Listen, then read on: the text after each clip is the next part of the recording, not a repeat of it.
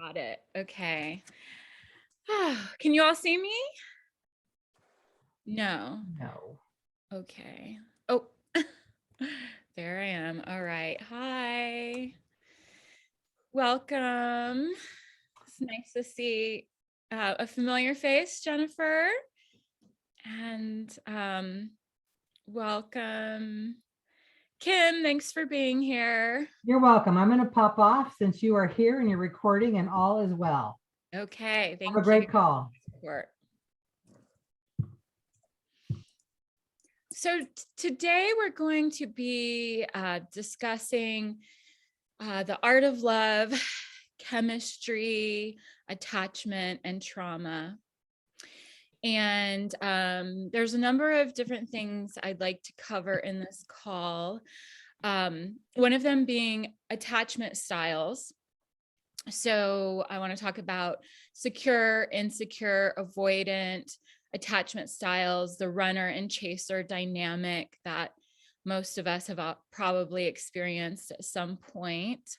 I also want to talk about hormones and biology and the neuroscience of how we fall in love and how that's different for men and women, which often causes challenges in relationships. So I want to talk about that.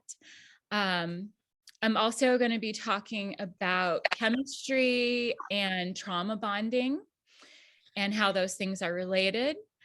And I'm sharing, welcome. I'm going to be sharing some about my personal story and my credentials here in a minute. And I'm also going to be sharing about not only the problem and the challenges with biology and attachment and love, but also some things that I found to be really healing, some things that I've found in my own life to really transform my experiences with relationships and sexuality. So I'm excited to share that with you all as well, and hear some about your stories and your experiences.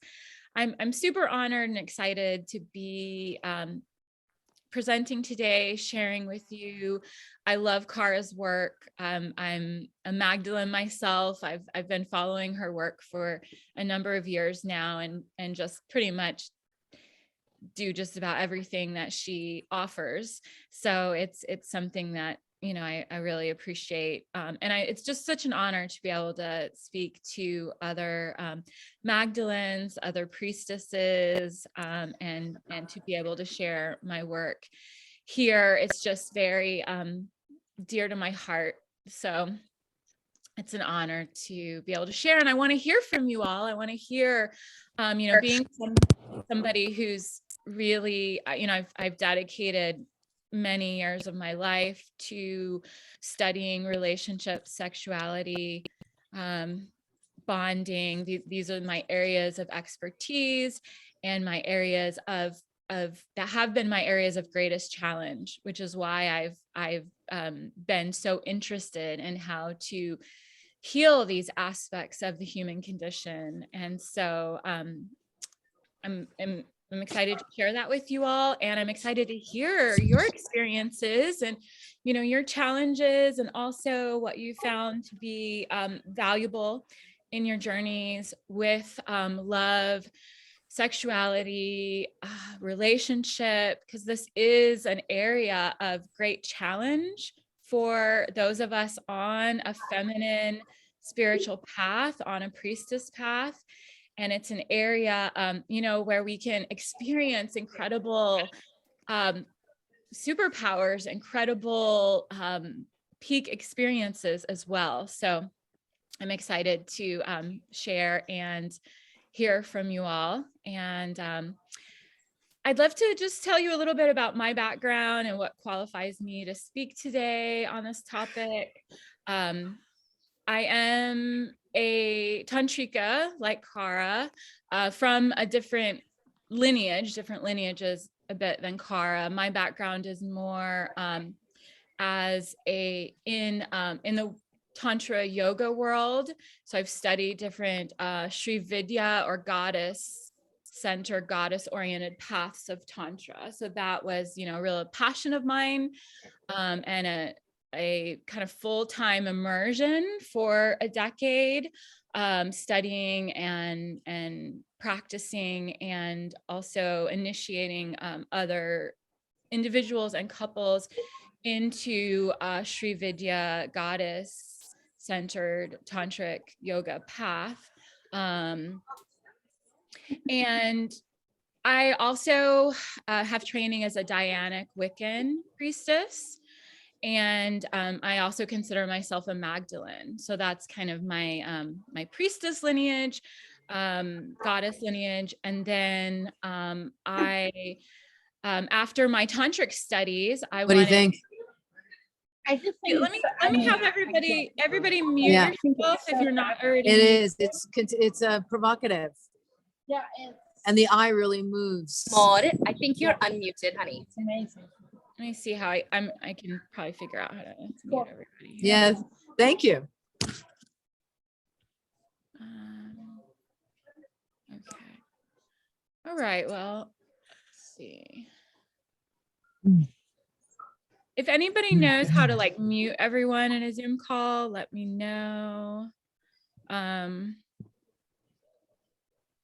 Okay. We So need if you're the host or admin, if you look up at the top, usually there's a place to the right that will say mute all participants. Did they make you? They must have made you the host, I guess. I thought I was made the host, but I normally can see where I can mute everybody, and I'm not seeing that. So You know what? Sometimes if you press chat, the thing at the side might pop up. Try and see if that works.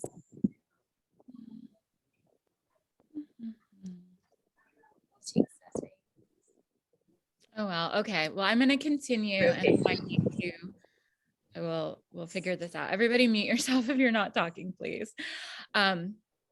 So after so I after my tantric studies, I went back to graduate school and got my graduate degree in psychology with a focus on relationships, attachment, science, and trauma. And that was something that I studied for a number of years. And I'm certified in healing inherited family trauma. So that's kind of the main modality that I work from, or one of the main modalities that I work from, which I found to be really valuable.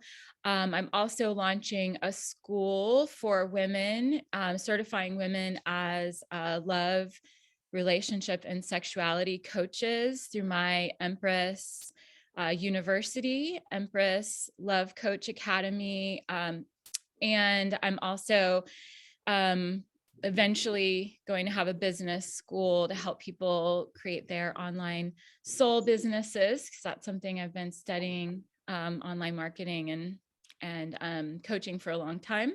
So that's a little bit about my background. But what really allows me to speak on the subject of relationships and sexuality and trauma is my own experiences. Really, that's the most powerful piece beyond credentials. And the reason that I've studied all of this stuff is because my own challenges. So I think I came into this life with a powerful mission, like a lot of Magdalen priestesses, to help heal the paradigm on the planet around relationships, around sexuality, around the masculine and feminine.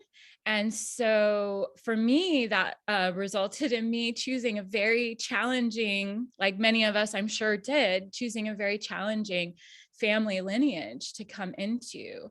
And my lineage, as I've learned more about it, was kind of had a French aristocracy background, but had been kind of destroyed by addiction and mental illness, among other things. And so it was, it was a very challenging place for a very sensitive, spiritual, awake being to come into. And I ended up growing up in an environment with domestic violence, with addiction, with mental illness, just a lot of intense things that, a lot of us do deal with on this planet.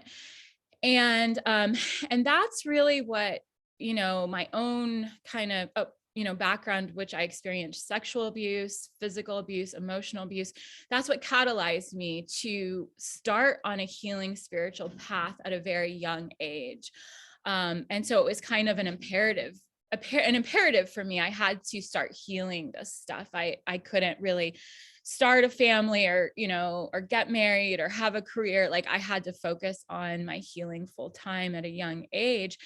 And so that's, taken me on a very long healing journey, which I'm very grateful for, because I've had 3 spiritual awakenings on that path, and some really just amazing experiences. But I just want to give you all a sense of like where I've come from to where I am now, to give you a sense of like what I help other people with and what I want to share with you all today.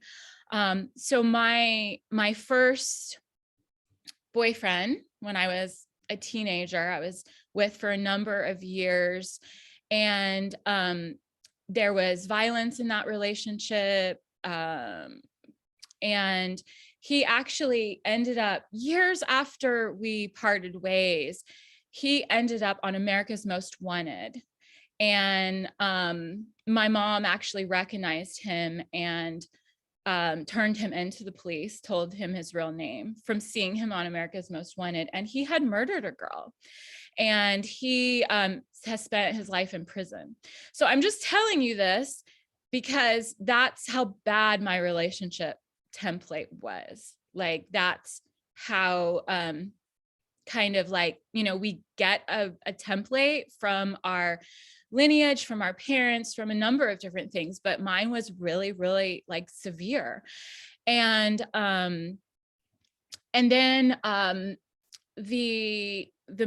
my longest relationship in my life, which was a 15-year relationship,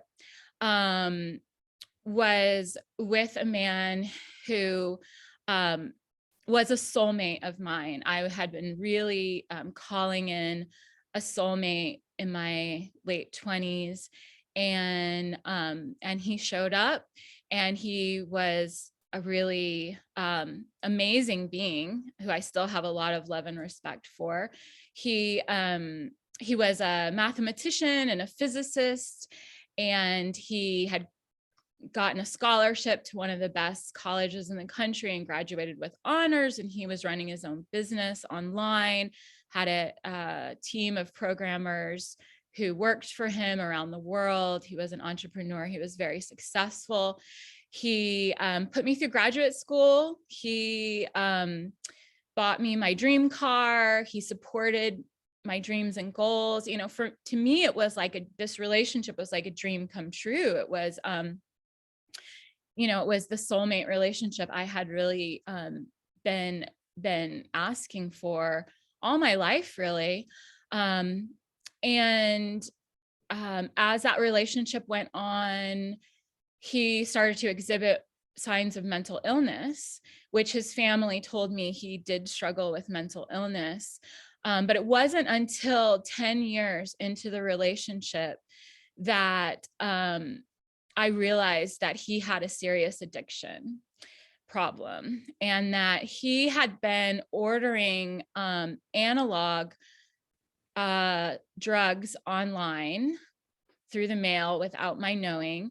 And he was addicted to synthetic psychedelics, designer drugs, also known as like DMT.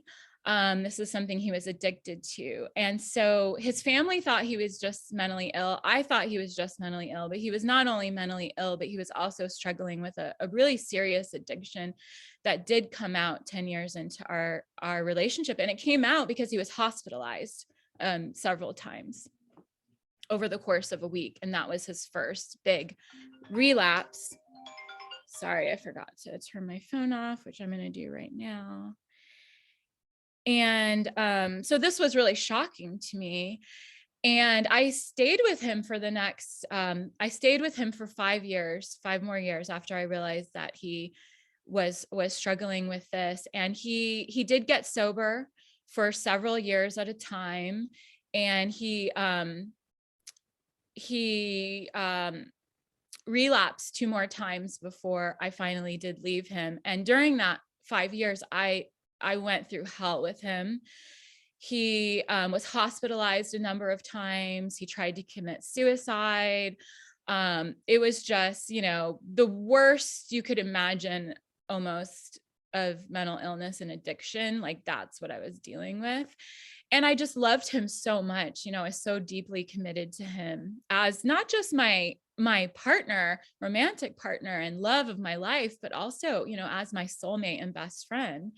And so I just couldn't bring myself to abandon him when he was going through such really terrible things. I mean, he has a really, really difficult fate that he's dealing with. And I do believe he's a good person on a deep level and a noble person, but he obviously had really big challenges. And it did, by the third relapse, it did get to the point where I felt that I had to choose between saving myself or saving him. And I never wanted, it to get to that point. I never wanted a relationship to get to that point where I felt that I had to choose myself over the other person. But that's where it got to. And I did have to finally make that decision that, if I stayed in that relationship, I was just going to continue to get, drugged through the mud and go through hell. And I was no longer willing to do that to myself. I'd given him 3 chances and he knew that was the last one and that was it. And I asked him to leave and he did leave. And so I went through the ending of a 15-year relationship with my soulmate, with the love of my life. And went through a lot of grieving. It's very hard to lose someone you love. And especially after that long, it's a big initiation. And, I went through a lot of pain. I went through a lot of, feeling that I needed to heal the betrayal that I went through, which was one of the things that brought me to the Magdalen wounds course, which I also took previously during this time in my life. And I really, but I really had a lot of healing tools. I had my tantric path. I had my spiritual path and practices. And so I just really focused on my own healing. I supported myself and hired healers and I did my own healing work too. I really, I worked a lot with healing the inherited family trauma. I worked a lot with just working on my own pain body and being able to transmute, using tantric practices to transmute the negative, stuck, painful energy that I had in my body and in my heart. And that really kind of broke me open to a place of feeling more ecstasy and more joy, more happiness than I'd ever felt before in my life. And that wasn't what I was expecting to happen, because when he left was at the beginning of the pandemic. And so I was really afraid to be alone. I hadn't been alone really, that much in 15 years. We'd had a couple of short separations, but I hadn't really been alone for that long. And I was afraid of being alone, especially during a pandemic, suddenly single and alone. But I found that I was experiencing more joy, more ecstasy, more happiness than I had ever experienced before in my life, in a very embodied way, from the tantric practices, from the spiritual practices that I was doing, from the healing that I was doing. And I was actually really enjoying being alone, which was a surprise to me. I didn't know how much I would enjoy it. And now I'm just like, I love my alone time. I do. And so another thing I noticed that started happening during that healing process is when I got to the breakthrough, to the point where I was really feeling the embodied ecstasy and happiness, is that men started showing up in my field. And this was very unexpected too, because it's the pandemic. And I didn't really, had moved to a new place moved home to Asheville, North Carolina, right before the pandemic hit. And I didn't know a lot of people, but I had like exes from many years ago showing up on my door with flowers. I had an ex-boyfriend, and lovers just kind of showing up out of the woodwork. And one even flew into town to see me. And it was almost like shocking. I was like, where's all this attention coming from, And so I really attributed it to the work that I was doing, and to the energy that I was moving, and to to really, I guess, graduating from that love trial that I had been in for such a long time, and feeling like I was liberated from that, and could really integrate the lessons. Like, I had resentment, but I also was overcoming that and coming to a place of more forgiveness and appreciating the spiritual awakening that I had received as a result of what I had been through. And so I feel like that breakthrough really started to bring in the gifts, which really has been amazing to watch, because about a year after my ex left, I got engaged to a new man who is amazing, and adores me, doesn't have any signs of addiction, which I now feel like I can recognize, which I really couldn't before.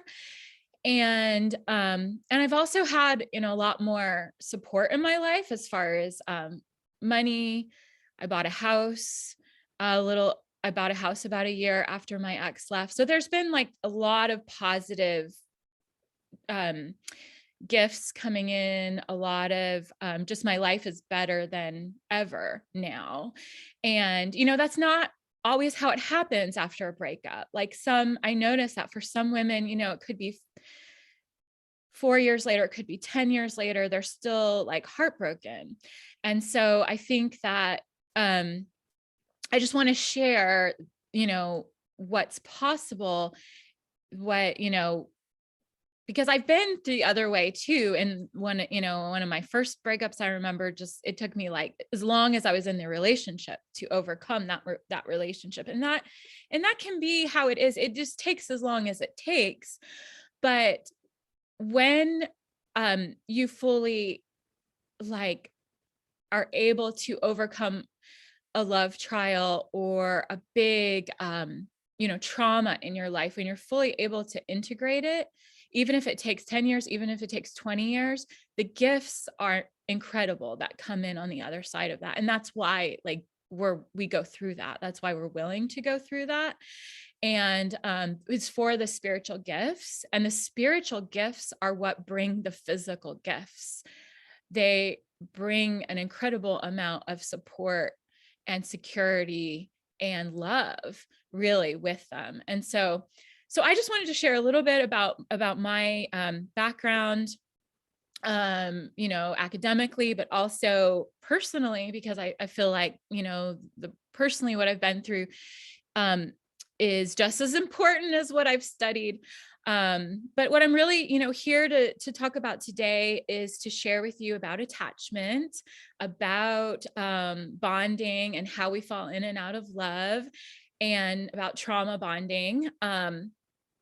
And to hear also from you all, and what you'd like to learn about from me, and what what you've experienced. So I just want to take a few minutes here. If anybody would like to share what they'd like to get out of the call today, I'd love to hear that, or if there's anything that's kind of bubbling up right now to be shared before I dive into the more more psychological material.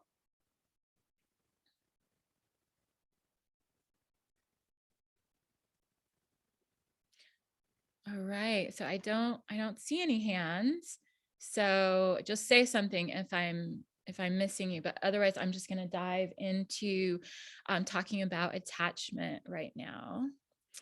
So not sure if you're familiar with attachment science. It's kind of gotten more and more into the mainstream in the last while, but it's a newer science. It's probably 20, 30 years old. And it's fascinating because it's all about relationship and how we bond. And it's actually creating, therapeutic modalities that actually can really help people heal their relationships, instead of kind of like the old school way that therapists was that if you had a relationship challenges, you should just break up.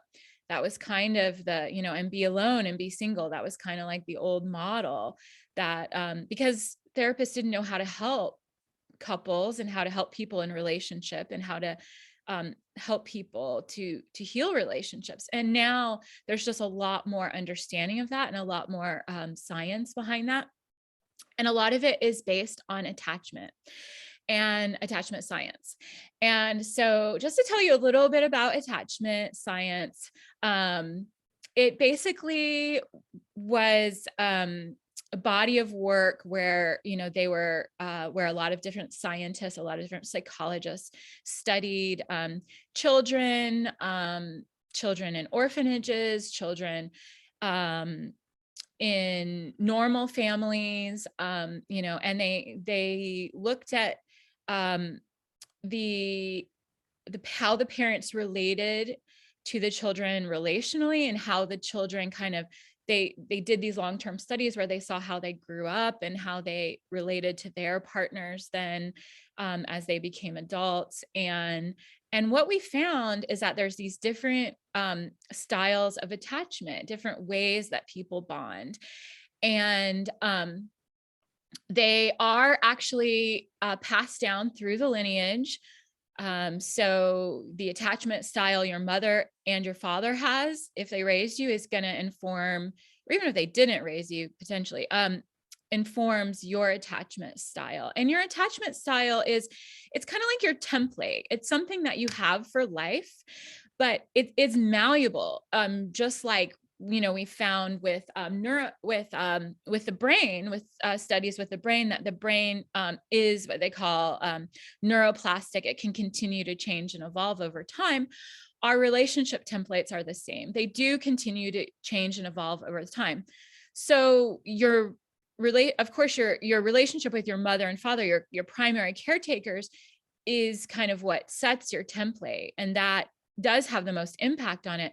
But then every relationship you're in changes and molds and impacts your relationship template. So every relationship is really important to ultimately,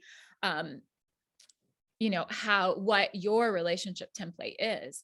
And so kind of Kara may have spoken about this a little bit, but there's the different categories are secure attachment, and then there's insecure attachment, which is also called ambivalent attachment.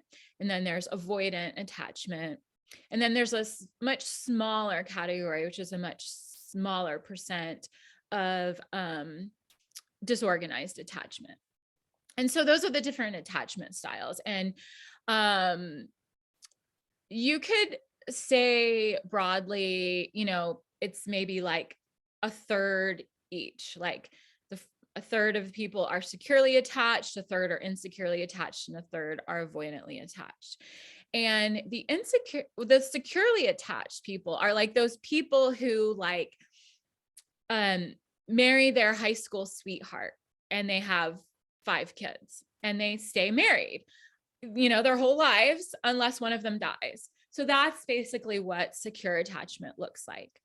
And again, that's passed down, from usually the parents, and grandparents also have secure attachment. And then, maybe another third of people are avoidant, and avoidant looks like it looks like what we might call unavailable or commitment phobic, people who don't really seem to want to get into relationship or get attached in relationship. So they avoid intimacy, they avoid commitment, they avoid attachment. So those people often end up single and in the dating pool, whereas the secure people usually are not in the dating pool. And then we have insecure or ambivalent. And those are those of us who feel ambivalent about relationship, commitment, attachment. We want it, but we're afraid. There's insecurity. It's really an insecure attachment style. So if we think of like, if anybody's ever called you needy or insecure, you might have an insecure attachment template. And so it's the type of caregiving makes the difference in like which kind of template you end up with as a young person. So the securely attached people, their caregivers were generally they're reliably there for them emotionally. The avoidantly attached their caregivers tended to be more like not there for them emotionally, not available for them emotionally.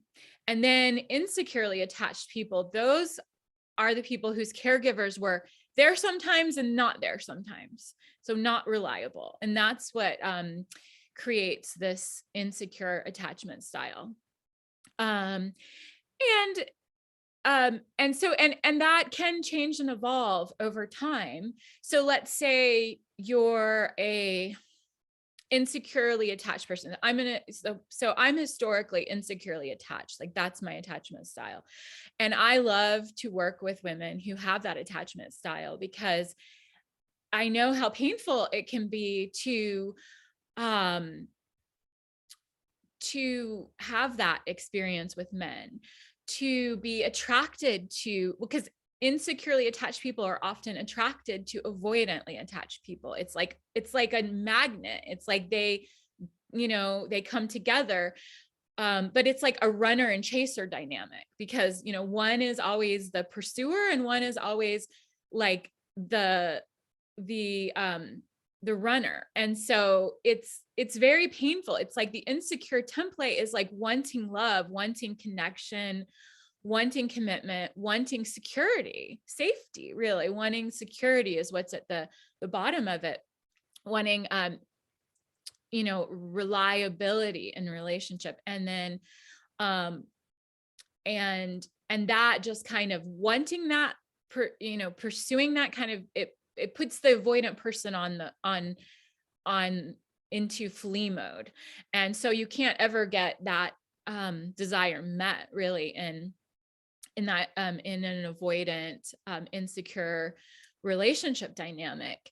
And the thing is that it's a little bit more complicated than just these 3 groups, because it's a dynamic,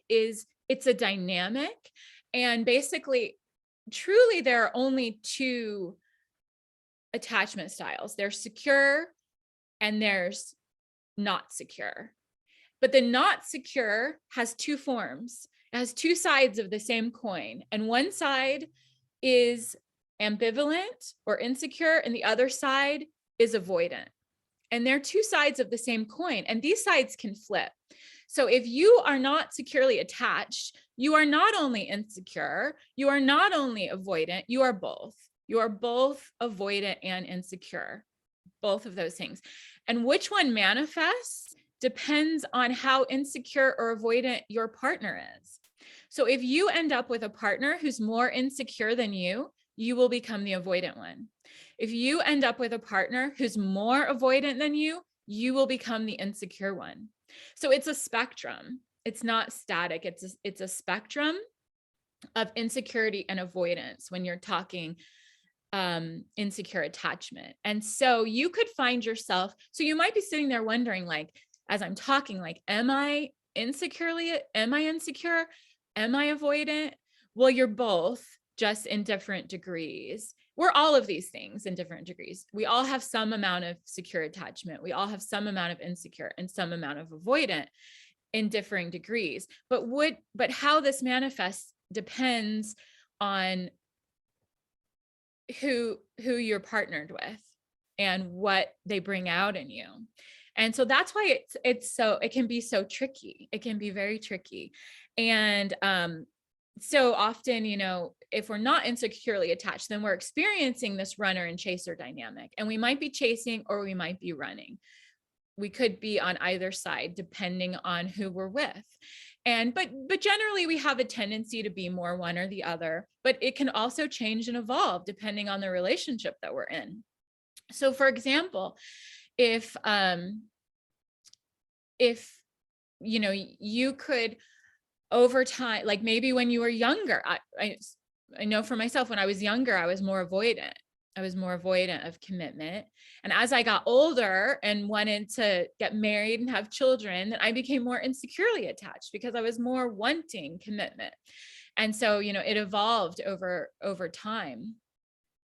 But generally, the spectrum kind of goes from secure to insecure to avoidant. So avoidant is going to be the farthest away from secure on the spectrum, whereas insecure is going to be kind of closer to secure. So if you're an insecurely attached person and you, like most insecurely attached people, end up with an avoidant person and have this runner chaser dynamic, then you could become more avoidant.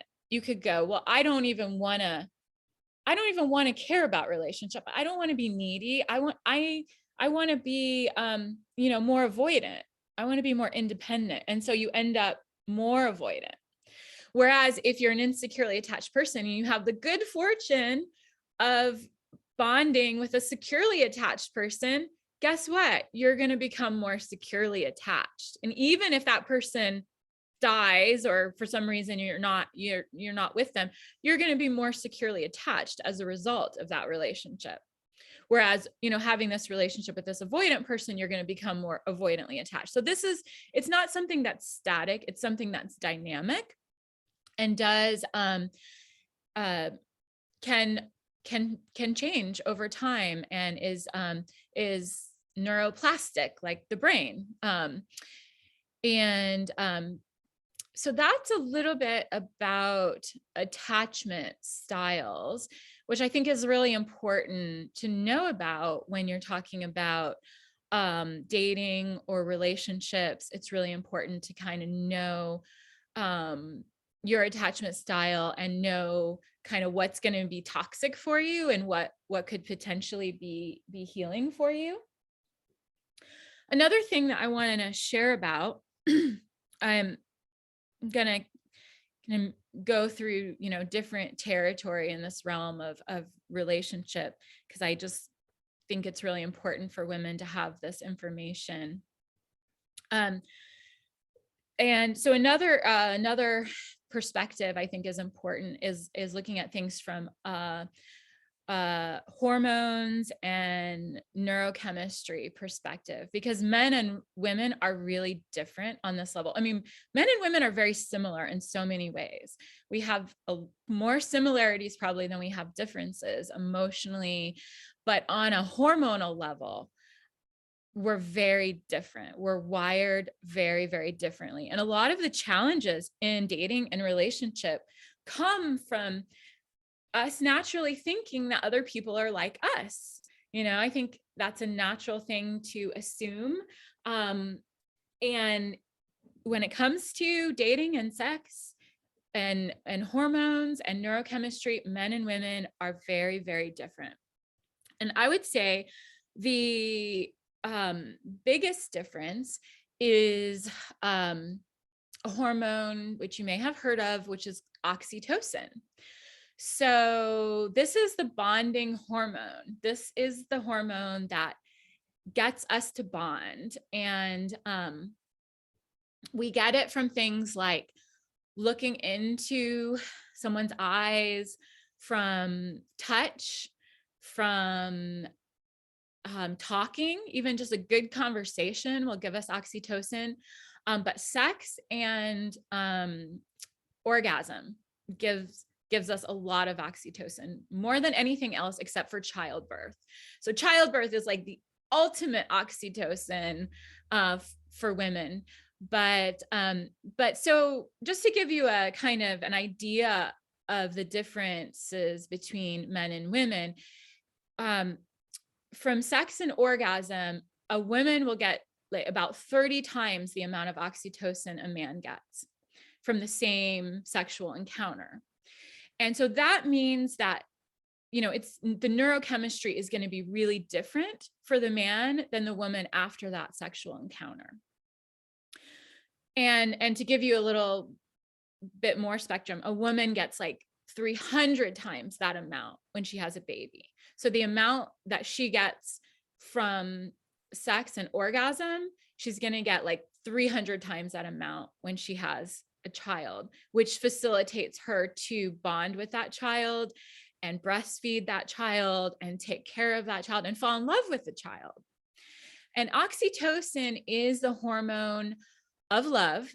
It's the hormone, we talk about it as, and it's the hormone of bonding for women especially. And we talk about it as the give away the farm hormone.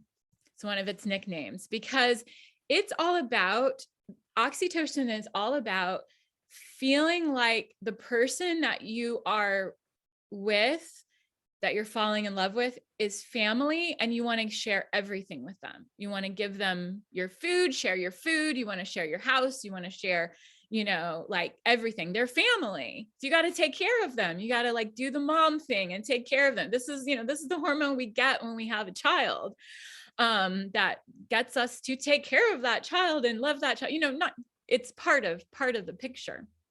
On a hormonal and neurochemical level. And so after a woman has sex and has an orgasm with a man, she has 30 times more oxytocin than he has, which means she's 30 times more likely to think of him as family, to want to share everything with him, to want to give him stuff and take care of him. That's not where the man is at as much. And so this hormone of oxytocin lasts in a woman's system for about 30 days. So it will last until, like, if a woman has sex, if you have sex with a man and you're a cycling, bleeding animal, you will continue to have that oxytocin probably till about the next time you bleed. And for a man, it may only last 3 days. So it's like 3 days versus 30 days. So this kind of creates this scenario where, where we think of almost a caricature where the woman is like waiting by the phone for the man to call, or nowadays, like, why didn't he text me back? It's like he's on to other things, where she's still kind of in this neurochemistry of love in a much bigger way than he is. And who knows why biology created it this way? Maybe, the woman gets to kind of bask in the love energy, and the man, he needs to go out and hunt the deer or whatever, make sure that the the family and the tribe is protected, so he's not all like mushy brained for like a month, but she gets to be. And he, is more, I think of the masculine, traditionally more energetically as the protector and provider. So perhaps biology didn't wire men in this way because they need to provide and protect for this woman who might be pregnant now and going to have a baby. Whereas, so it's different. And I think, a lot of times men and women don't realize the differences, and they don't understand how men and women bond and fall in love differently. Men do not fall in love based on oxytocin. They don't fall in love based on sex. They don't fall in love based on orgasms. The way that women have a tendency to are more biologically wired to do. They fall in love based on a totally different hormone. And this hormone is called vasopressin. And this is the hormone of falling in love for men. And it's very different than oxytocin. It's a hormone that's more about, it's like the your mine hormone. It's a hormone that's like has to do with territoriality, like and protecting what's yours, what belongs to you. And so that's the hormone that men have, which is basically if they have enough vasopressin, then they identify the woman kind of as theirs and they want to protect her. And that's a very different kind of, reason for falling in love than oxytocin. So vasopressin is, more about what's mine and protecting what's mine. Dana? I just wanted to ask really quickly, how do men get vasopressin? What brings that out? You're just right there. Sorry. That's okay. I love it. You're like, you're tracking right where I'm going. But thank you for asking, because that's important. Yeah. So some men have, so again, vasopressin, the amount of vasopressin in man, it's different than women. Women get oxytocin from all these things I mentioned: eye gazing, touching, talking, hugging, cuddling, sex, orgasm. Men, the amount of vasopressin men have is fixed. They get it genetically from their lineage, from their fathers and grandfathers. So, and it is directly related to monogamy. Whether a man is monogamously oriented or not has to do with how much vasopressin he naturally has. And as far as we know, it's not something that really changes. So if you look at how monogamously committed a man's father and grandfather were, you can have a really good ballpark guess of how monogamously committed he will be. Because vasopressin, the amount of vasopressin a man has, determines how monogamously oriented he is, how committed he is to family and doing that whole providing and protecting thing.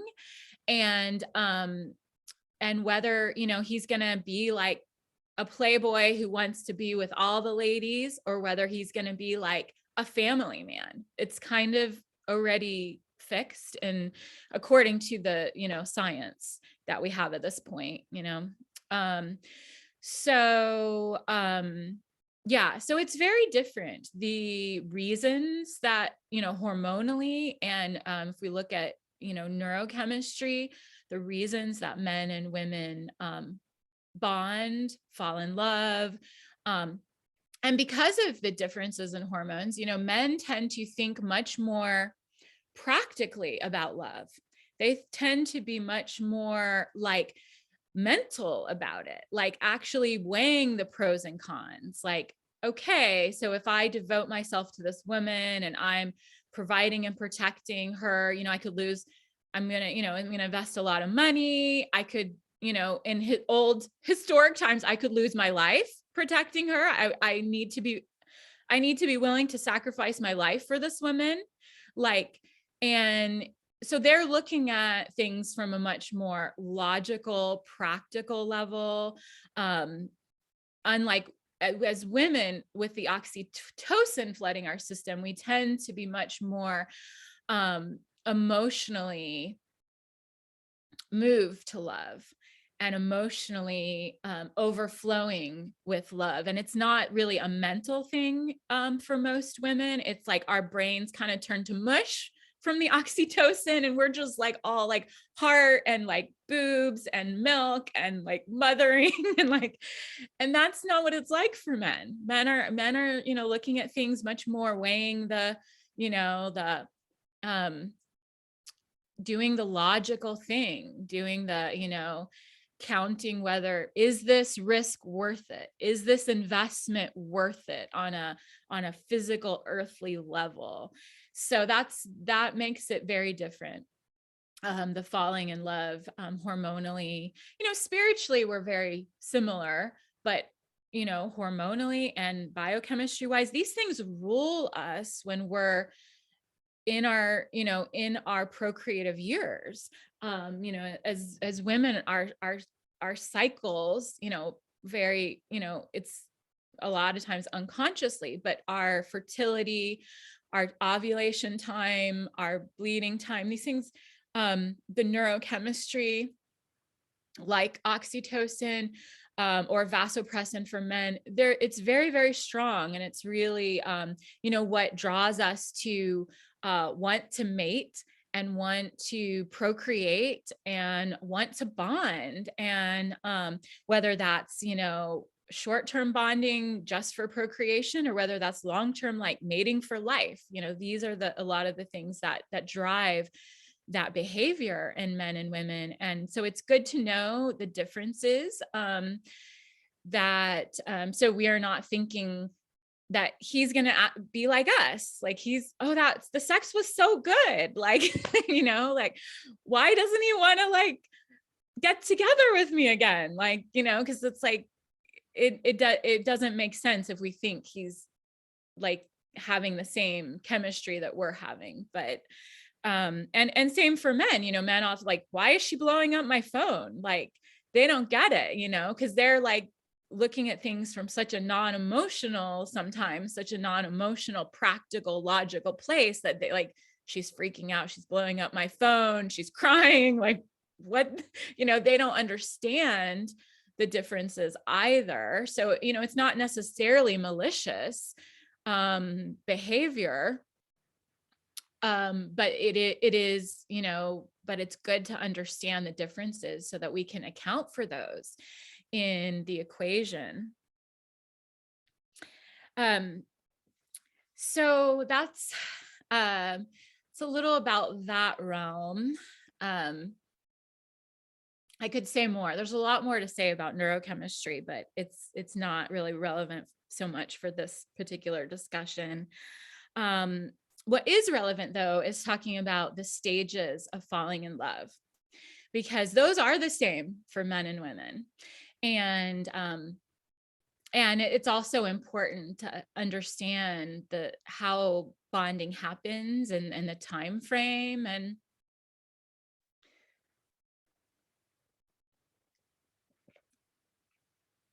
so usually there's a period of about 3 months where where the sexual attraction is really, really strong.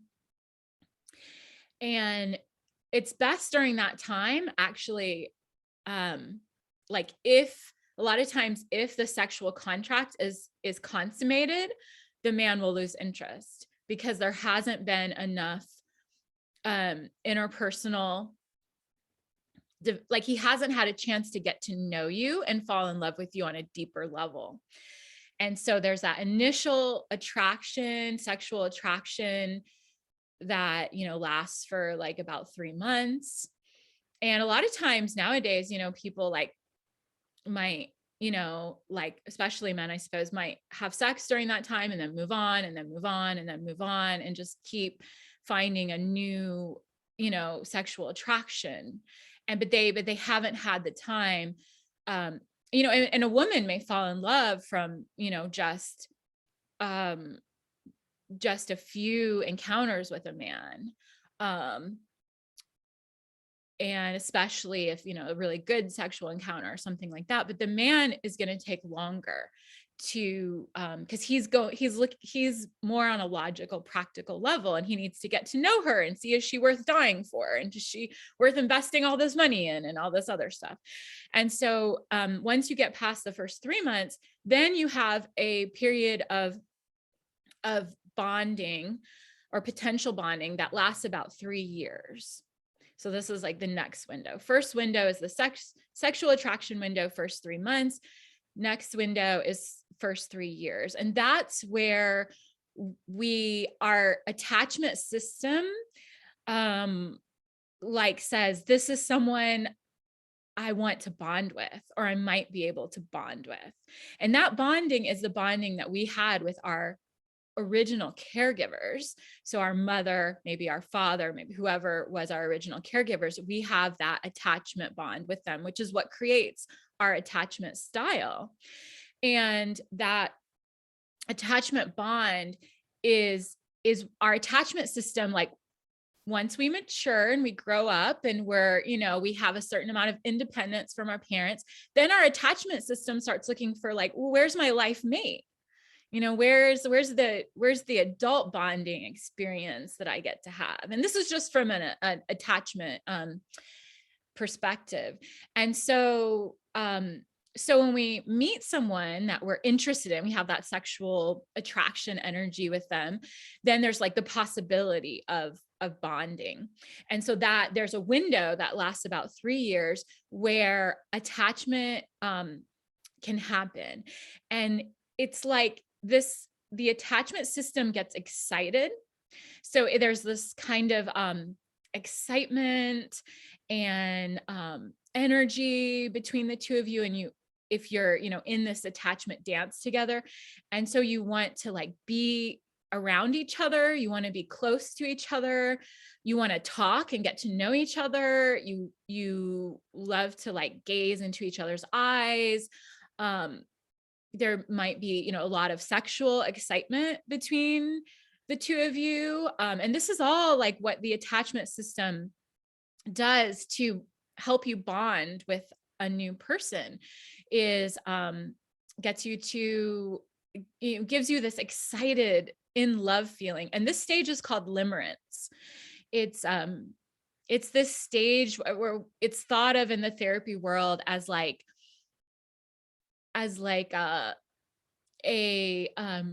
kind of, limerence is kind of thought of as like a very ungrounded stage of love. It's where we kind of we idealize the beloved.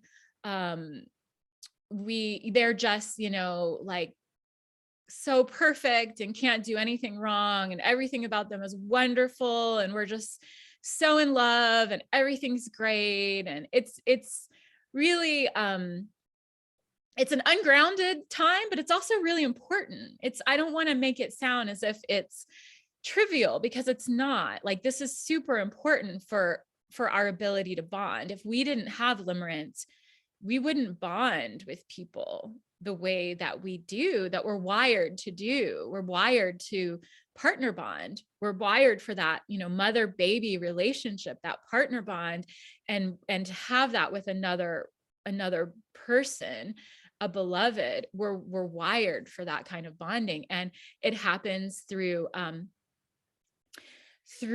this excitement, this in love feeling that we get, that, you know, it's one of those feelings. It's what makes life worth living. It's one of those experiences that makes life worth living, like falling in love. You know, who doesn't love to be in love? I mean, who doesn't love that experience of love? It's important, and it's necessary for bonding. And it can look like, wanting to be close, wanting to be touching each other, wanting to be eye gazing, wanting to be talking. You know, you might spend 3 hours on the phone with this person, or stay up all night talking. You know, there's this excitement, and it's a lot of dopamine on a on a neurochemistry level, you get tons and tons of dopamine, and that's what makes you feel in love. And oxytocin, you get oxytocin from the cuddling and the eye gazing, but you also get dopamine. And dopamine is like heavy. It's how biology gets us to fall in love, bond, and procreate, is through getting these. It's like, I mean, dopamine can be as addictive as hard drugs like heroin or meth. It's that addictive. It's that strong. It's that powerful. And it, it has good things that come out of it. We need dopamine. We need oxytocin. We need these things for our health and wellness and for happiness. But they can also become very addictive. And so the way that the bonding, so there's this 3-month window, this 3-year window. And if the bonding has been successful, about 3 years into the relationship, you will have successfully bonded with a new person. You will have successfully attached to a new person, which means you're no longer primarily attached to a parent. You're primarily attached to your partner. To this person that you've spent the last 3 years bonding with. And at that point, the neurochemistry changes, and either the relationship dissolves and ends, or you're actually bonded, which is a very real thing. It means that you co-regulate each other's nervous systems. So that's what a mother does for a child, is when she looks into that child's eyes, when she touches that child, holds that child, she actually is helping that child regulate its nervous system. And without that, babies die. Babies don't grow, they don't mature, they don't become adults, they don't become children, they die. We found in the attachment science that in orphanages, babies who are not held enough, who are not spoken to enough, who do not get the eye gazing and the holding that they need, they die, or they become severely disabled to the point where they never mature to adulthood.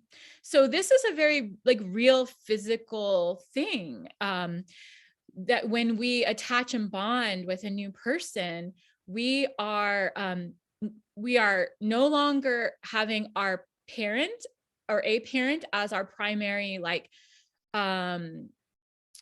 primary attachment. We're having this new person, our beloved, who we've spent the last 3 years attaching to, is now the person who regulates our nervous system. And what that means is that at this point, once you've successfully bonded, you two no longer excite each other's nervous system with all this dopamine. You calm each other's nervous system. That is the person who calms you down and helps you feel safe and secure and loved. And so instead of going to your parent to get that feeling safe and secure and calmed, you go to your partner, you go to your beloved, this person that you've attached with. If something happens to you, trauma or something bad happens to you and you're upset, who do you go to? You go to your partner, because they're the one who's going to be able to help you feel safe again and help calm you down. So that's what successful bonding looks like.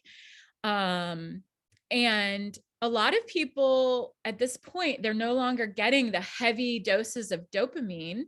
Now, instead of getting them all excited and sexually excited and stuff, their partner's calming their nervous system. And it becomes more like a family type relationship, a familial type relationship, rather than this super exciting new love, sexual excitement and energy kind of relationship. And so where the addiction part comes in is that sometimes people are often miss the dopamine. They miss that intense sexual excitement, that new love energy. And so they might feel at that point like they've fallen out of love with their partner. They might be like, I just don't feel in love anymore. I'm bored. I don't, and they feel what I was feeling before. And then they go look for a new sexual partner or so that's where we get this kind of serial monogamy relationships, is that, a lot of people really like the dopamine. All of us, to a certain extent, really like the dopamine. We like the energy of the new relationship, of the new love, the sexual excitement of a new relationship. And that's where, being in a long-term relationship, it can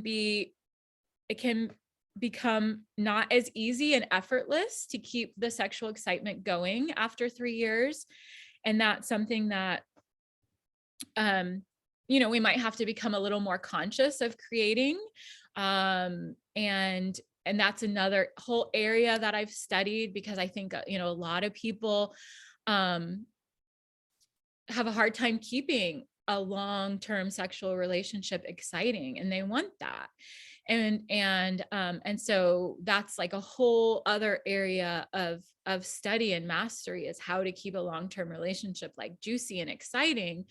But it helps to know that it's supposed to change. The way that, we're wired biologically does change around the 3-year mark, to be less dopamine heavy, more oxytocin heavy, more family attached, calming each other's nervous systems instead of the really intense excitement. And that's important to know and kind of expect and be able to work with, rather than being shocked thinking you fell out of love. And a lot of times what happens for couples is they have a child during those first 3 years. And then I think, sadly, a lot of times they can blame the child for feeling like the relationship is no longer exciting, no longer juicy, no longer as sexual as it was. And it's not necessarily the child, although that may play some part in it, but it's more that that's just how attachment is designed.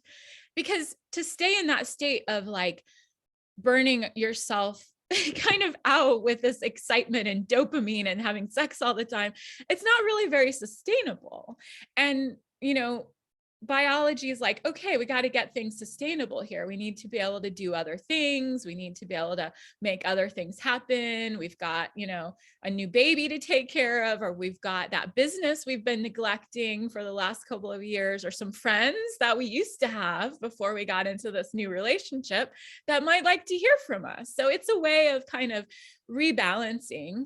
And then, hopefully we can continue to find ways to keep the relationship new and exciting, even though we have a life partner and a life mate that we've bonded with over the course of the 3 years. So those are kind of like the stages of bonding.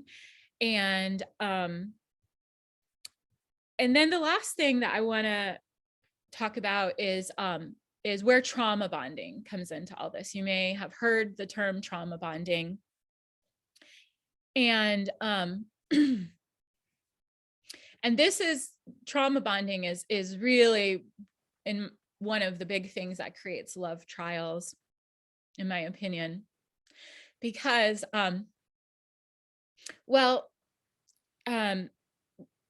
to look at trauma bonding, we have to look at chemistry, and what is chemistry and where does it come from? And chemistry can be a lot of different things, but biologically speaking, one of the main things that chemistry is this desire to procreate. Like, nature kind of controls us to a certain extent with these hormones and our neurochemistry to get us to reproduce and procreate. And chemistry is one of those things that there's a lot of chemistry a lot of the time when, like, you could make beautiful babies, or you could make really healthy, strong babies. So for example, people from different heritages, people who have like very different heritage, are going to be have more chemistry to procreate together, because that child will have a more diverse makeup. It will have a stronger, potentially healthier genetics from this diversity, from people of very diverse backgrounds coming together. But that doesn't necessarily mean those people will stay together, because actually people who come from more similar backgrounds, like similar socioeconomic and heritage and similar lifestyle, people who are more similar actually usually end up staying together longer, is what the research shows. But they don't have the same chemistry that people from really diverse backgrounds might have. So people from very different socioeconomic classes, or people from very different nationalities, they're going to have a stronger like sexual chemistry for procreation, because that child will have a genetic diversity that's really valuable biologically speaking. And so one of the things that chemistry is procreation, and the life's longing for itself to continue itself and create beautiful children, and create very strong, healthy children with genetic diversity. So that's one thing that chemistry is.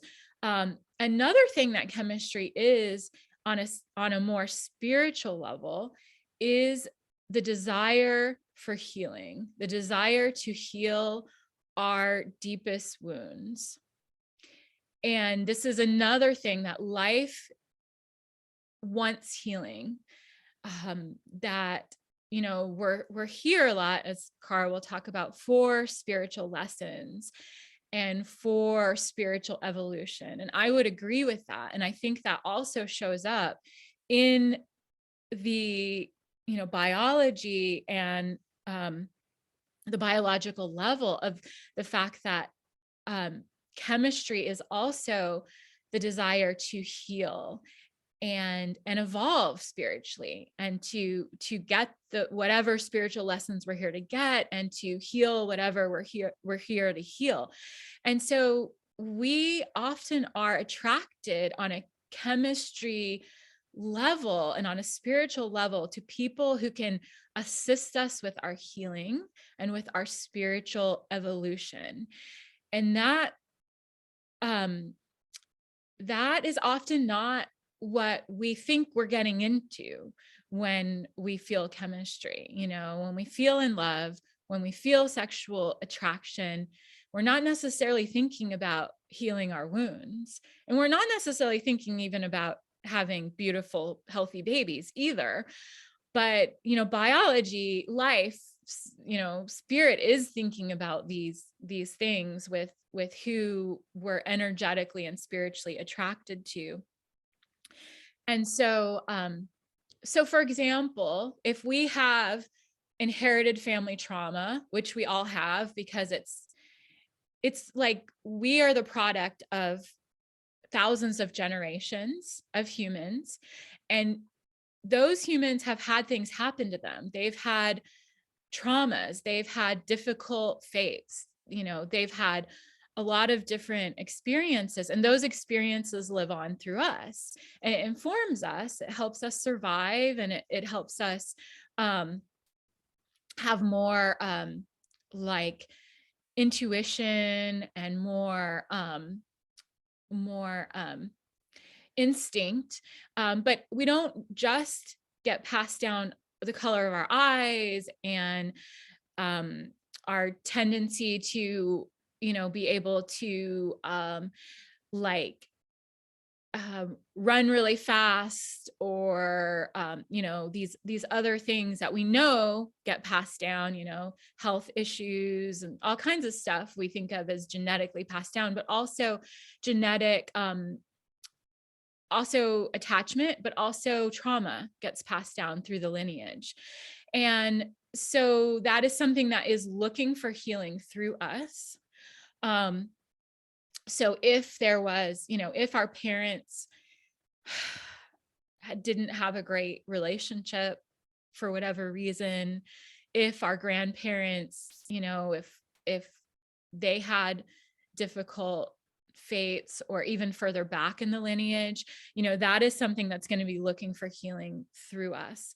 And often we are attracted to people, to bond, to attach with people who can help us heal those issues that are in our immediate families, those any issues that are in our lineages, those wounds that we carry.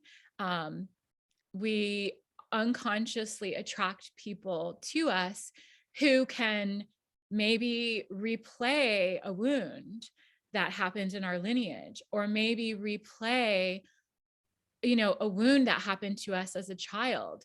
Maybe our father abandoned us, and so we unconsciously are drawn to somebody who's going to abandon us. But why would we do that? It's for healing. It's for the possibility of healing and understanding and spiritual evolution. It's not just to torture us, which is maybe what it feels like at times. It may show up that way. It may seem like we're being tortured by the same thing, just like replay. And trauma does replay. Trauma has a tendency to replay. And the only positive about that is that we have the potential to gain insight. We have the potential to understand what happened to us in our childhood that we couldn't understand at the time. We have the potential to understand what happened in our family lineage that we had no idea about, and that now we understand what we are here to heal because of our because of the family that we came into, because of the lineage that we came into. And there is a possibility for healing. There's always some possibility for healing. And so that's what we're attracted to, is that possibility. And so, I will share from my own experience. My father struggled with addiction when I was very young. And I was too young to understand what was going on. I was too young to know what was going on. In fact, people were lying to me about what was going on, not telling me, maybe for good reason, what really was going on. And those stories live in a lot of times in our family system. Secrets are kept. Stories are told that may not divulge the whole truth. And so we may grow up not really knowing what happened to us, or not really knowing like anything about our family lineage. I mean, a lot of us have lost touch with where our heritage is even from, or, who these people were, what happened to them, like what really happened to them when they immigrated to America, or what, why do I have sexual abuse memories, even though I was never sexually abused? I was sexually abused, but I'm talking about other people. Some people have memories of sexual abuse, and they actually have never physically experienced that themselves. It's because it's their mothers or their grandmothers, or even further back memories living in their body, looking for healing. So these genetic kind of miasms, they live with us and continue to look for healing until we can bring some understanding, some insight, and some healing to them. And that's part of, what we're here to do as healers. We are healing not only ourselves, but we're healing our lineage. We're healing our family systems. We're healing our lineage. In that we are healing humanity. That's our little piece of, whatever traumas that we've been passed down. That's our piece to heal. And we actually have the tools now to heal it. We don't just have to suffer and pass this on to our children and their children. We actually have tools.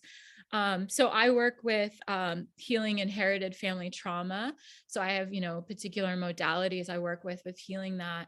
And I'm sure that, you've encountered other healing modalities that are powerful. Tantra can be a powerful healing modality. There's, different spiritual healing modalities that people work with. Akara works with some amazing healing modalities. So we have the tools to do this healing at this point on the planet. And that's why it's coming out. It's like, it wants to be seen, it wants to be known, and it wants to be healed, because there is the possibility of healing it at this point. And so for me, my father had addiction issues when I was young. I didn't really understand what was going on. I didn't really know about that. And so in my life, it replayed. I was attracted to men with addiction issues, even unconsciously. Like, that was the last thing on earth I wanted to consciously wanted to experience. I mean, I knew there was addiction issues in my family of origin. And because of that, I wanted nothing to do with anyone who used substances. I wanted to stay as far away from addiction as possible. And I wanted nothing to do with that. And I told my partner that in the beginning of our relationship, that I didn't want to be with him, even if he was going to smoke pot. And so he promised me he was no longer going to smoke pot anymore, do these substances. And he was sober for years, but still unconsciously, I managed to create a relationship with an addict. And because it was in my family system, and because it was in my childhood history, and it wanted to be seen, it wanted to be known, and it wanted to be healed. And that experience of going through that, which was like the worst thing for me that, like, I could have kind of imagined the time going through, but it brought me so much insight into my childhood, because I understood what I went through as a child. I understood what my father went through. I understood how these issues, what they were in my family system and how they could be healed. I came to understand that. I came to understand what is addiction, what is mental illness, like, where does this stuff come from? And like, no longer like have an aversion to it, like, but be able to find compassion for it and acceptance for it, and to overcome, the shame that we put on ourselves, and that society puts on us, and that we put on other people who deal with these things like addiction and mental illness, to overcome that shame and really find a place of acceptance and compassion and love towards, these challenges, which have ultimately resulted for me in a lot of spiritual awakening and a lot of maturing and a lot of spiritual maturity, and helping me become a much happier person and a much more accepting person, a much more loving person, and a much more a much more kind person. And so and ultimately, I would love to say that my, partner of 15 years, I would love to say that he like got sober and stayed sober and like, became this man that I wanted him to be. And that would have been like an incredible healing for me. But that's not what happened. He's still struggling with that. And we're no longer together. And I'm with a new person that I feel I no longer need to attract men who are addicted, because I've gotten the nourishment, the understanding, the insight, the healing for my own childhood and for my lineage that I needed to get, that life and, spirit wanted me to get. And so it's not that I would wish that experience on anybody, which is part of the reason that I'm excited to share and teach, because I want to help other women not have to go through 10, 15 years of a trickster relationship or a avoidant relationship, to be able to get the spiritual lessons, the insight, and the healing. That was a long time. It was a long time that it took me, and it takes as long as it takes, and it's worth it in the end anyway. But, if I can help other women to be able to make that that learning curve and, you know, those experiences to shorten that and to be able to get the spiritual awakening and the spiritual evolution and the healing sooner and not have to go through all of that. I think that would be great. And so yeah, so that's most of the of what I wanted to cover today.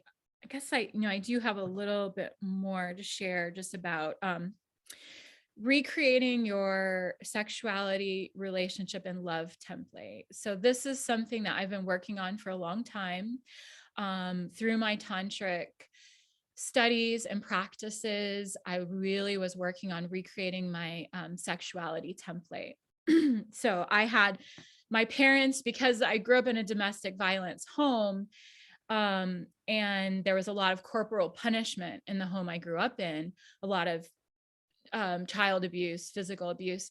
I had this like template of like BDSM sex template as a young woman, where my sexual charge was like looked like BDSM.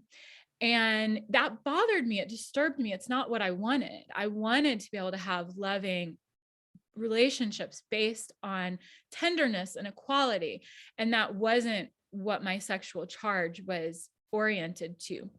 And so I did a lot of work on myself with tantric practices to be able to expand my sexual repertoire, to be able to find loving, intimate, tender relationships based on equality and devotion and worship to each other, to be something that is really sexy and erotic to me. And it doesn't mean that I still can't like, enjoy a little bit of dominance and submission in there. I'm always going to have that. It's always part of my template, but I have like a big repertoire of what my sexual charge can enjoy, what my sexual taste can enjoy from the work that I've done on that. And in the same regard, I've done a lot of work on my relationship template, because as I told you, my relationship template was really screwed up. I was attracted to very toxic men and toxic relationships. And so that's something also I've done a lot of work with attachment to recreate and my relationship template and what that looks like. And mostly I do that work through through being an attachment therapist, attachment oriented therapist, and also through healing inherited family trauma, because healing that inherited family trauma it's a way of creating a new template for our inner masculine and feminine, a new relationship template for ourselves, and even for our families, healing the generations going forward and the generations going backwards. And I've seen that actually happen in my life with my own family. I've seen a lot of healing happen in my family of origin. And I actually have a close relationship with pretty much everybody in my family now, despite the challenges. I believe because of doing this work, because the inherited family trauma work is really, it's about working from a systems level. So it's based on Hellinger family constellations or systemic constellations. Those are some other names for healing inherited family trauma. And it's basically a way to heal your generational trauma and reconfigure that for yourself. So those are some things that I work with. And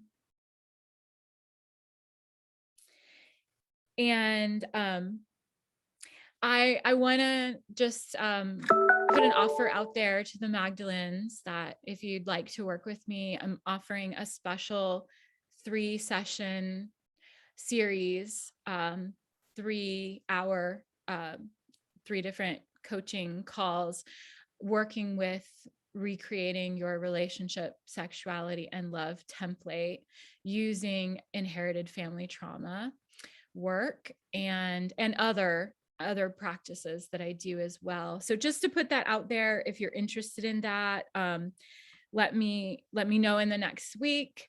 And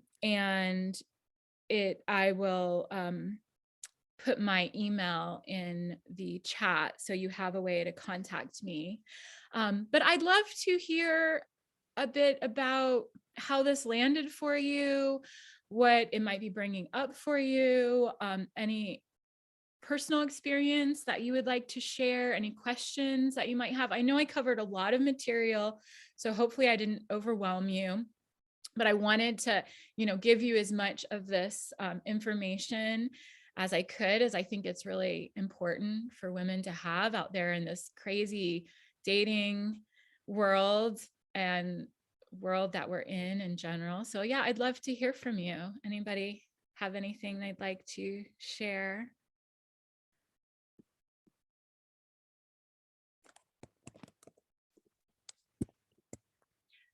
Doreen. Hi, can you hear me? Hi, Doreen. Yes. Okay, where have you been all my life and why didn't I meet you 35 years ago? Because this is blowing my mind. Like everything you said, I was getting chills. Like, especially when you were talking about the hormones and the 3 month period, the 3 year period, like how our relationships like are formed the way, I knew that to some degree, like based on your parents' relationships.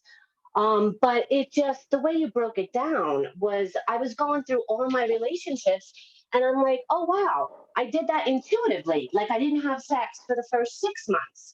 I intuitively knew that. But then at the 3 year mark, I was the one who got bored. Like I was the runner. And it was from that insecure love I don't know how you phrased it, but that insecure way of loving, that I was always the runner until I met someone that it totally flipped, and it was mind blowing because I was in my late 40s and I'm like, what the hell, it was just so crazy. And you just my mind is blown. Like I can't. It's just crazy. I have so much more to say, but I don't want to use up the time for my other classmates. But I mean, it was great. Thank you, thank you, thank you. Wow. I'm Thank definitely going to be emailing you because I want to look into this more. Like this is really great, really great. Thank you. Yeah, I feel like my own challenges are what drove me to study all this stuff and, try to figure it out. And I just feel like it's important information for women to know. Yeah. Yeah, because I just thought I was bored. I just thought, oh, okay, this is just not what I thought it was. And I was nitpicking on all the other things about him. I'm like, oh, well, I don't like this or I don't like that, just to justify the whole reason. And yeah, it's just fascinating. It's really, really fascinating. Mm-hmm. I Yeah, love it. I agree. It's yeah, and it's it's so interesting how this stuff is so important, like how we are in relationship and how we treat other people in relationship and how we do relationship is so important. But yet our culture doesn't prioritize it. It's like Right. we don't learn anything about relationship, sexuality really in school. We don't learn this stuff even necessarily from our parents. Like nobody's No. teaching how this stuff works. And that the science is out there. Like there is, newer sciences around this topic that I find very interesting. But we're not necessarily taught these things. We're not necessarily learning them because there's this lack of priority put on things like relationship and sexuality and these things that are and actually super important for the health and happiness of the planet. Like when it really comes down to it, like healing our sexuality, healing our relationships, that is like what we need to heal our relationship to the earth, to like, because it all of the destruction of the planet has to do with not valuing nature, not valuing the feminine, not valuing our own bodies, not valuing each other relationally. Right. And it's so important to bring healing into that area. And I think that, a lot of Magdalens realize that. And that's why we're on these spiritual paths that are oriented towards relationship, towards sexuality, towards love, towards healing, because these are the things that are going to save the planet. If we're going to continue as a species, like Right. we've got to get these things.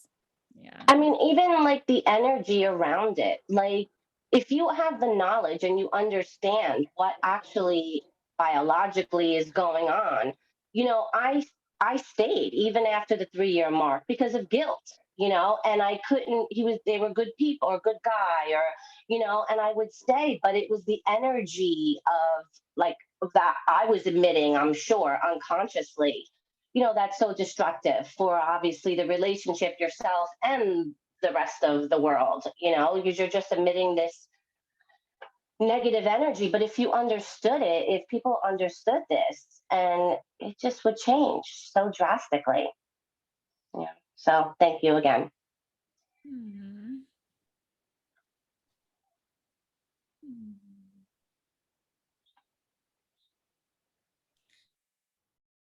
Anybody else have anything they'd like to share? Any experiences with any of this attachment, styles, runner and chaser dynamics, oxytocin, vasopressin? Let's see, what else did we cover? Limerence, and the stages of love or trauma bonding. Hi guys, sorry, I'm on my iPad today, so I'm getting this camera thing, forgive me. You give me so much to think about. Thank you so much. What a really illuminating presentation. I've considered it, but it made sense of some things and maybe even answered some questions. I was also in a long-term relationship and marriage. It was 12 years, we were married, thought it was the love of my life, so made all the things, devolved into violence and abuse and such and such. And when I did leave, I ended up really, because I love this person, needing to answer and understand how they could be this Dr. Jekyll and Mr. Hyde dynamic. Ended up getting my master's in just male toxicity and all that stuff. And I've been out of that relationship for 8 years. I've been 7 years with another man. We're engaged. He's lovely and he's wonderful. But to be honest with you, like, I still have love for my first husband, and the dynamic of this new relationship, while I thought it was like really healthy because I've become super independent emotionally and otherwise, I'm wondering if it's more of a runner because I just didn't want to be dependent or in that position again of like vulnerability maybe, or and I thought, oh look, I've healed that, I'm independent, but there's just like, there's almost, it's just so weird to say, but like this new relationship of 7 years of total health, no arguments, just almost like no intimacy of something. And I don't know if that's me or, but then you said the 3 year mark, and I'm wondering if do you have any information about like longer term relationships? What happens in the after part? Is that like, I don't know. I think I'm rambling. I think I have to think about what you said. It's just like a lot to like apply and try and figure out to my life, And I know a lot of us, Magdalenes, have kind of had awakenings because of deep heartbreak and the relational aspect of it. But it never occurred to me to even think of these things in a hormonal way. I don't know. You give me a lot to think about. Just thank you. Yeah. Thank you for sharing. Yeah, I guess the only thing that I would say is, there are different kind of there are other big cycles that happen in longer relationships. So there's also like a 7-year cycle, which you hear the 7-year itch. It's like a thing. So relationships can kind of, 7 years can be another kind of like 3-year mark where it's like, okay, is this gonna end now that it's reached, this 7 years? Is like we get our entire body gets new set. We have all new cells in 7 years. So it's like you two are completely different new people after 7 years of being together. And then that's sort of like another doorway into, are you going to stay together or not stay together? And if you stay together, you'll probably be together for another 7-year cycle, really, because those are the bigger cycles, the 7-year cycles. So there's sort of like an opportunity to like dip out at, at those doorways, those bigger cycles, but we choose to stay or go based a lot of times on, have we completed our spiritual work together? Do we have a good reason to stay together?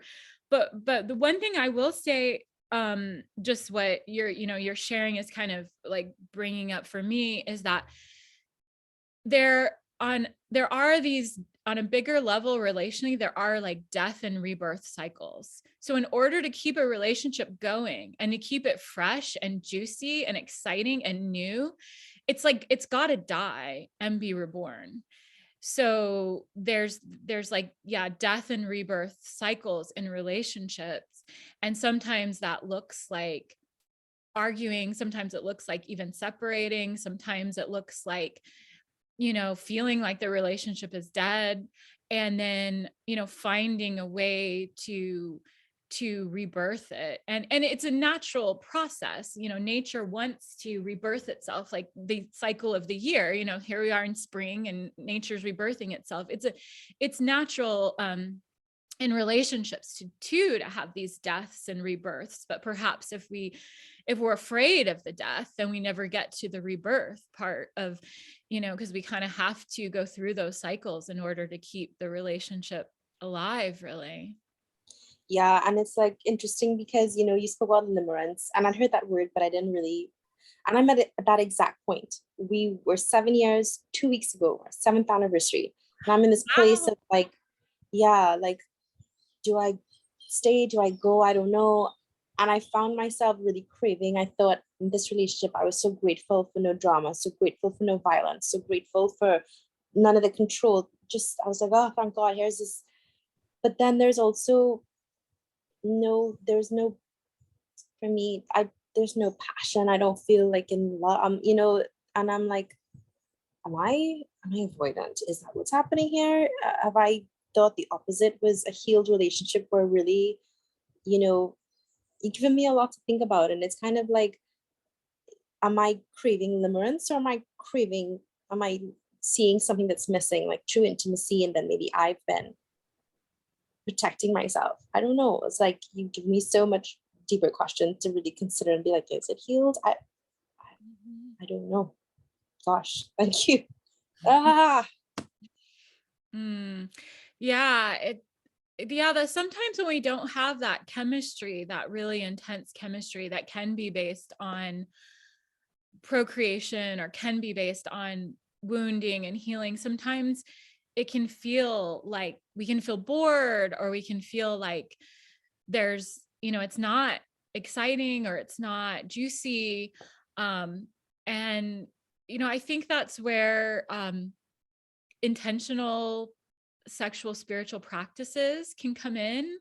Like really there are tantric practices, there are spiritual sexual practices we can do that to foster that intimacy and to foster that passion, and to foster kind of that rebirth of the relationship too. And so I think, sometimes we do have to be intentional about nurturing a relationship that might not just be, chemistry is easy. We all like chemistry. We go for chemistry because it's easy. But it's not necessarily sustainable, and it's not necessarily actually the deepest level of love and the deepest level of intimacy that we are actually is actually possible for us. And that's that deep abiding love. Like when we go beyond just biological chemistry, there is like a deep abiding love that can be very sexy and can be very can result in really deep peak emotional experiences and sexual experiences. But sometimes that does take in being intentional about it and exploring that together and finding ways to get there, if that's what you want, if you want to nurture the relationship that you have, rather than sometimes we always want to think that something else new will be better, but it's like, anyway, that's cool that you're at the 7-year mark. I was like, that is a doorway. Yeah, you're there. You're in that kind of like, okay, we're new people. What are we going to create here? Do we want to keep going with this? Yeah. I would love to hear if anybody else would like to share kind of, I know I've been sharing a lot of just kind of like from my own experiences and from also clients that I've worked with, what their challenges were. But I'd love to hear, just with the Magdalen priestesses in training here, what are the particular relationship or sexual or love challenges that you're having in your life? Like what is the edge for you in your journey with relationship, sexuality, love? If you'd be willing to share, I just would love to hear from the field of Magdalene's, kind of like where you're at right now, where your growth edge is with all of this stuff I've been sharing about. I'll share a little bit. I have a long history of being avoidant as far as relationships go, or I'm attracted to typically narcissists. That's been my deal. So I just quit dating for a long time, for like 6 years. And I just met a guy about September, and we've been talking, and I'm like still holding at a distance and he's holding at a distance. And I think that's okay, because I don't want to move into anything so quickly and not, I don't know, maybe that's the issue. Maybe I need to be more vulnerable and open. I'm kind of confused on where to go next with this relationship, how to proceed. So, because I'm so used to just holding back, or just the opposite end with the narcissist, just plunging in so deeply and getting so hurt. So I don't know. I'm just trying to suss out, what do I need to do next? And the answer is, I'm not sure. So that's kind of what's going on with me. Thank you for sharing. Yeah, it's very like, I think a lot of women can relate to that, just getting to the point where you kind of feel like throwing in the towel. If you have a challenging relationship template, avoidant or insecure, or, inherited family trauma or any of this, it can just feel like, you can't win and you feel stuck, and the traumas replay, or, you have negative experiences. You just get to the point where you're like, I'm done and I'm going to be alone forever. Cause I felt that way after my partner of 15 years left. I was just like, that's it. I'm going to be alone maybe for the rest of my life, because I am just like done. I think, how can I trust someone if it took 10 years to figure out this person had an addiction? I was just totally resigned to being alone, but that's not what ended up happening. But I think it's, I think we can all relate to kind of getting to, most of us can relate to getting to that point at some point if we've had a really challenging template. And I just think it's really brave of you to be stepping into the ring again and dating. And I just feel this like spring energy, like even behind you, you've got these cherry blossoms. And like, I just feel like the spring energy is like, it's starting to come back. And I think that's just a really exciting and vulnerable place to be, like you said. But good for you, just having the bravery to explore that edge. So much. Would anyone else like to share?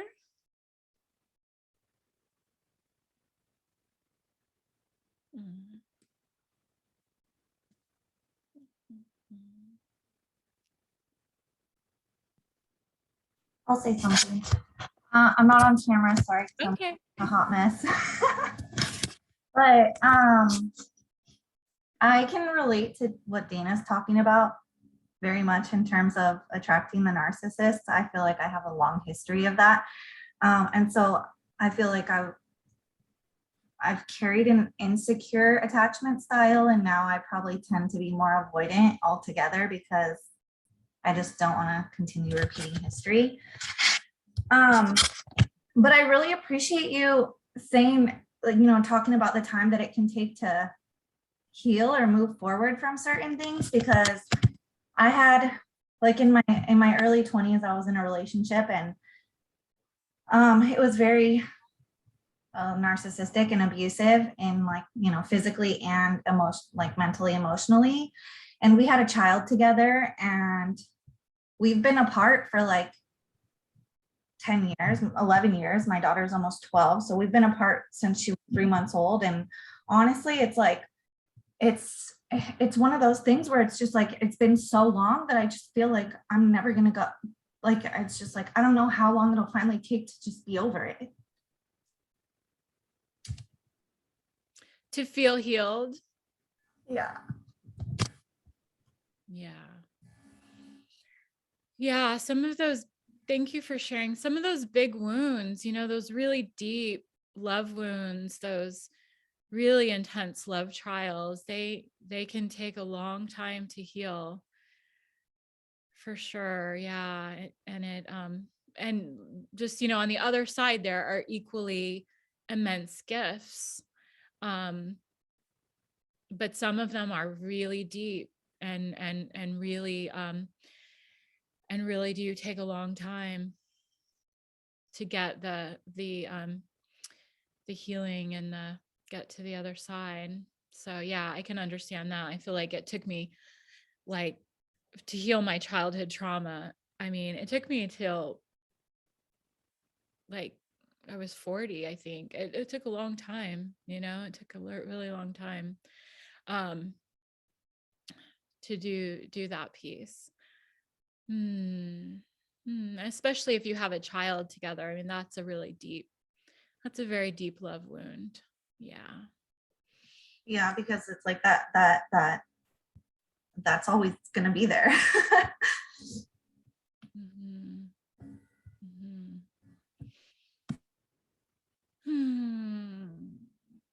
Yeah. So where do you feel like you are in that process? Do you feel like you're,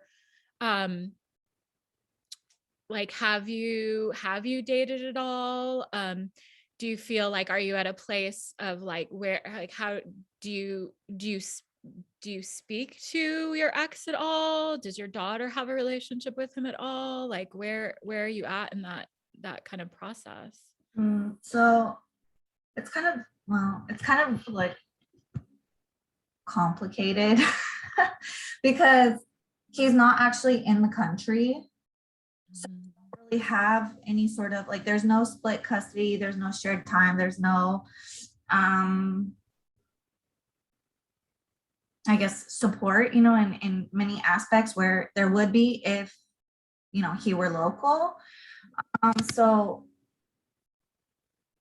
and then the communication is just kind of very inconsistent as well. And it's like to the point where there's times where we're open to communication, and then something happens and it's just another trigger to, like, I'm like, oh, it's the same thing over again. I'm like, okay, no, and I close it off. And so it's just kind of been like a repeat cycle, but not nearly as when we were like in each other's presence, I guess. But well, yeah, there's not really a lot of a relationship there for either myself or my child. She's never really experienced that father figure. Pretty much I'm like all she knows, and him being away is all she knows. And in terms of like, the healing, it goes like in flows. Sometimes I feel fine. Sometimes I feel like I'll never be over it and I'll never find someone else, and it was interesting because I had an Akashic reading with Kara this week. And so that really brought a lot to light in terms of like this, the soul lessons. I don't know, but I feel like I come from, like you were talking about the family, the template and all of that, like it makes a lot of sense because I come, like my grandfather was an abusive alcoholic. I saw that as a child. My mom was a single mom. Now I'm a single mom. So I feel like there's a lot, like I feel like I have to break this, generational cycle, or like there's a lot for me to heal because I don't want my daughter to go through these same experiences that the women before her have. Oh, I don't know. It's just heavy, but sometimes I feel okay. And other times I just feel like it's like, when will I ever get through it? Yeah. Thank you for sharing. Yeah, that's what I was thinking when it's like that kind of, kind of big and, like where it feels like there's a missing masculine, a missing father energy, and where it feels stuck, like, it's bigger than you. That's the thing. There's only so much you can do yourself to heal. Like you have to kind of work with healing the whole system, the family system and the generational level of that, because a lot of times when we feel stuck and we've done all of what we can do to change the situation and it still feels stuck, a lot of times there's these family and systemic and lineage kind of issues that are keeping things stuck. And then it's important to start looking at it from that level and working on it from that level to bring the healing in, to ultimately maybe heal like the missing kind of masculine like energy in the family system, and being able to shift some of those dynamics where it's like you were saying, like there's maybe like where your mother was a single mom, you're a single mom, and like you don't want that for your daughter, and like she can have something different, but it's also like bringing that to consciousness that doesn't have to continue, and that there can be healing there, and something different. You don't have to bond with your daughter around that particular experience. So yeah, thank you for sharing. Yeah, thank you. I appreciate it. Today was really, really insightful. I really appreciate it. Great. Yeah. Anybody else have anything they want to say, just kind of as we close this space here?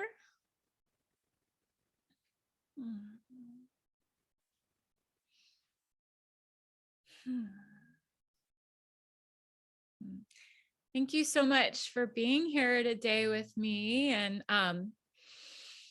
it's just wonderful to like be with a group of Magdalens. I put my email in the chat. So if you want to contact me, feel free to contact me there. If you find you have questions going forward, I'm Amber St. Germain on Facebook. So I'm on Facebook, I'm on LinkedIn, I'm on Instagram, and I post articles a lot, like on LinkedIn, and occasionally on Facebook. So yeah, you can find me there, and feel free to reach out and say hi. And I just wish you so much grace and so much healing and happiness on your journey with all of this, with healing around relationships, sexuality, and love. And yeah, thank you so much.